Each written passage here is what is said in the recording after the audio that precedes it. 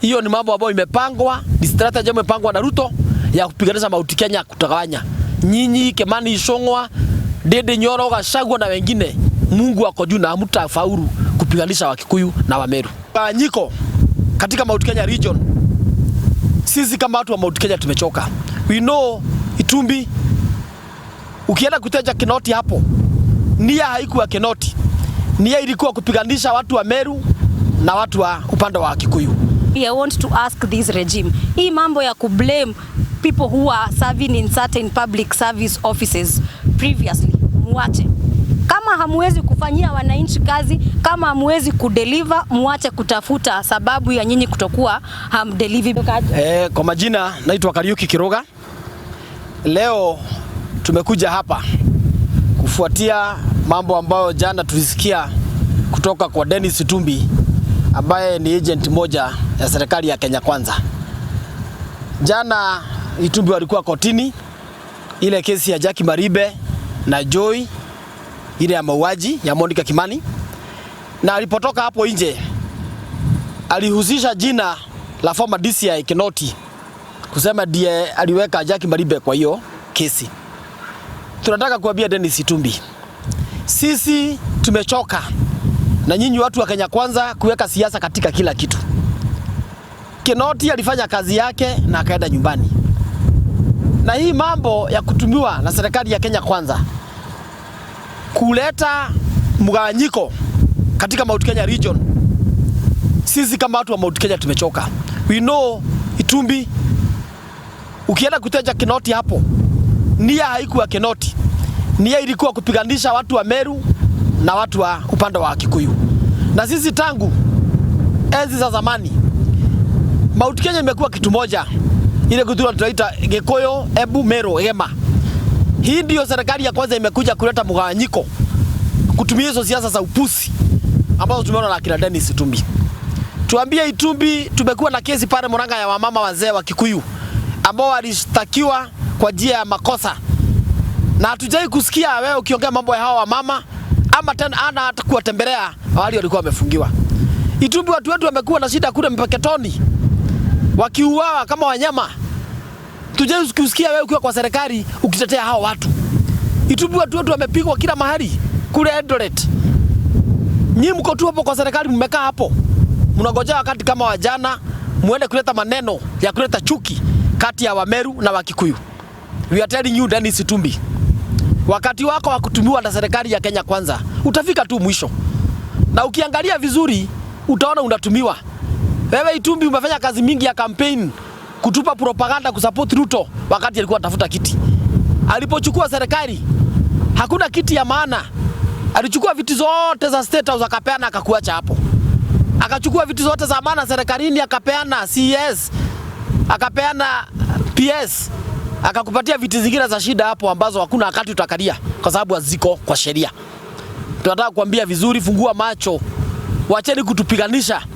Sisi Mount Kenya hatuna shida na Wameru. Sisi wa Kikuyu wa Meru ni kitu moja, we are cousins. Sisi wa Ebu wa Kikuyu wa Meru, sisi ni kitu moja kama zamani. And we are telling you, Kinoti, wachaneni na Kinoti. Amefanya kazi yake na kuna yale mazuri mingi sana alifanya alipokuwa anafanya kazi. Wacheni apumzike, afanye mambo yake, ako na familia, ako na watoto, alee watoto wake kwa amani. Na wewe Itumbi, kama kuna kitu kama ulikuwa unajua, hiyo kesi imeenda miaka karibu 6. Ungekuwa umeenda kuandikisha ripoti na kuwa mshahidi hapo. Lakini wakati kesi imeisha, ndio unaleta porojo hapa. Itumbi, you know you, na propaganda zako za pesa mnane. Wachana na Kinoti, waacha kupiganisha watu wa Mount Kenya. Hiyo ni mambo ambayo imepangwa, ni strategy imepangwa na Ruto ya kupiganisha Mount Kenya kutagawanya. Nyinyi Kimani Ichung'wah, Ndindi Nyoro, Gachagua na wengine, Mungu ako juu na hamtafaulu kupiganisha Wakikuyu na Wameru. Asante sana. Thank you. My name is Dungu Angenye, and we want to condemn with the strongest terms possible by this regime, and I dare call it legitimate junta-like regime, and some of its officers or officials, led by one Dennis Itumbi, on the sentiments he made yesterday after the judgment that was delivered in the High Court concerning the Republic versus the accused Joey and Jackie Maribe. And we want to place the blame squarely where it lies. This is not the time to blame the police, neither the judiciary. But the blame squarely lies with the Office of the Director of Public Prosecution, an office established under Article 157 of the Constitution that gives the Office of the DPP and the DPP power to initiate investigation, and that office is not supposed to be under direction from anybody. And we know the person who does the investigation is the police, but they forward the file to the Office of the DPP for prosecution. The DPP can evaluate the file and return it back to the police to do more investigation or to add more evidence that would sustain conviction. And we are aware that this regime only is good in passing the blame game to others. They know very well they have held hostages or independent offices and constitutional commissions, and they know the office of the DPP is their hostage. They are the one who presented cases and prosecution that they knew could not sustain conviction, and that is why Jackie Maribe was acquitted. And I would even advise Jackie Maribe, you have a duty, Jackie Maribe, and I would advise you freely, please sue the state for wasting your 6 years, because they wasted your time, they damaged your reputation. It is now time you sue the state for compensation and damages they have caused on your reputation. Because the office of the DPP is the office that was constituted by this regime. They have held it as hostage, and they know and they knew right from the word go those were flimsy charges that were leveled against Jackie Maribe, and that is why the court could not sustain conviction on her. And we are telling Dennis Itube, stop passing the blame game to the DCI led by one retired George Kinoti, because Kinoti did his work. The office of Director of Public Prosecution could not go ahead and prosecute a case if they knew there was not enough evidence.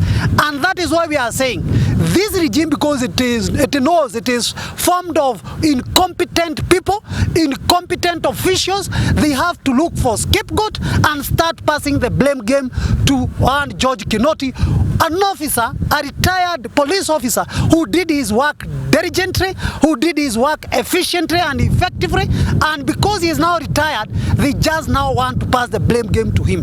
Do not divide us along Mount Kenya East and Mount Kenya West, because we know that is a script that is being perpetuated by this illegitimate regime, so that we do not talk with one voice as people of Mount Kenya. And we shall continue to lobby for unity of the region of Mount Kenya East and Mount Kenya West, and no way are we going to allow to be divided along political and ethnic lines by this illegitimate regime. Keep off Kinoti, he did his work. The Director of Public Prosecution slept on the job. The judiciary did its work. The DPP's office need to be reconstituted, and the officer found to have slept on the job, either by error of commission or omission, should be disciplined by Law Society of Kenya. My name is John Gogi Muigai, and I want to condemn some sentiments made by one Dennis Itube yesterday after the acquittal of one Maribe.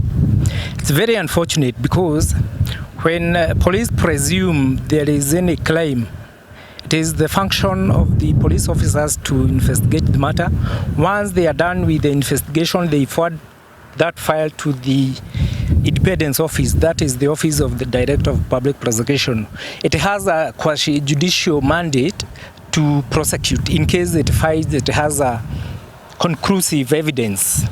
And in case they find that the accused person do not have any case to answer, they would acquit even at that preliminary stage. The same case, if you read the provision of Section 895 of the Criminal Procedure Code, a magistrate or a judge has a discretion to make sure that the charge before it create an offense and prescribe a penalty. When now trial magistrate realize that all the accused person have a case to answer, they agree to proceed with the case.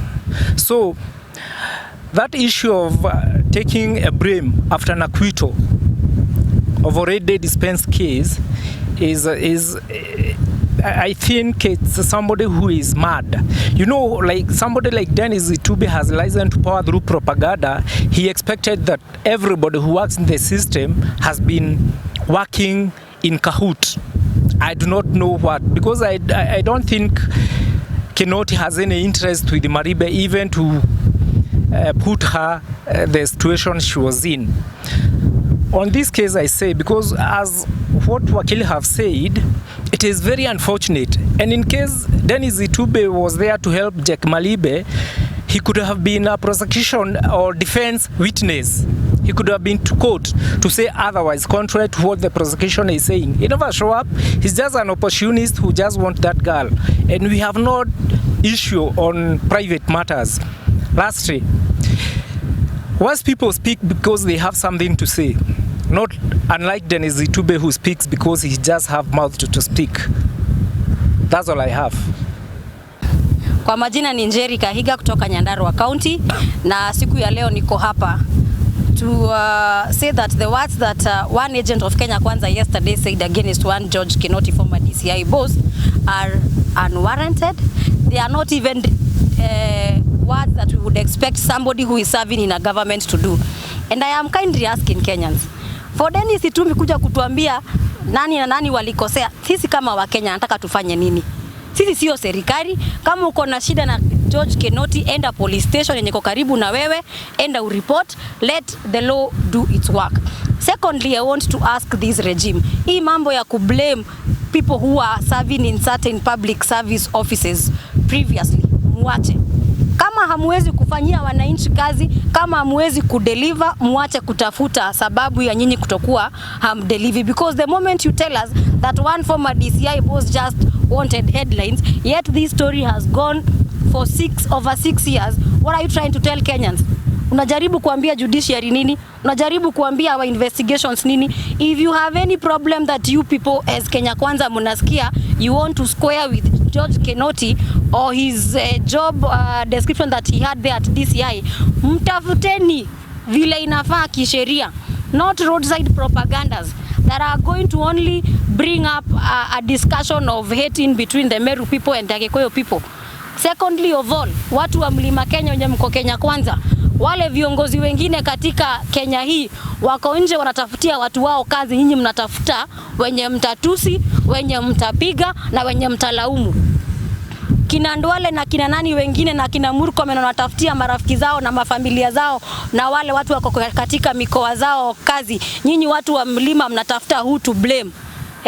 Mtasema nani ndio alikuwa na state capture, mtasema nani ndio alikuwa anafanya nini wakati wa the former regime. We are kindly requesting this Kenya Kwanza regime, especially those from Mount Kenya leaders, kwa sababu Dennis Itumbi aliyetumika jana katika sarakasi zake alikuwa wa upande wa Kirinyaga. We are requesting you, do something meaningful as Mount Kenya leaders. Do something meaningful kama wale watu wenye katika serikali na mmetoka upande wa Mlima Kenya. Asanteni.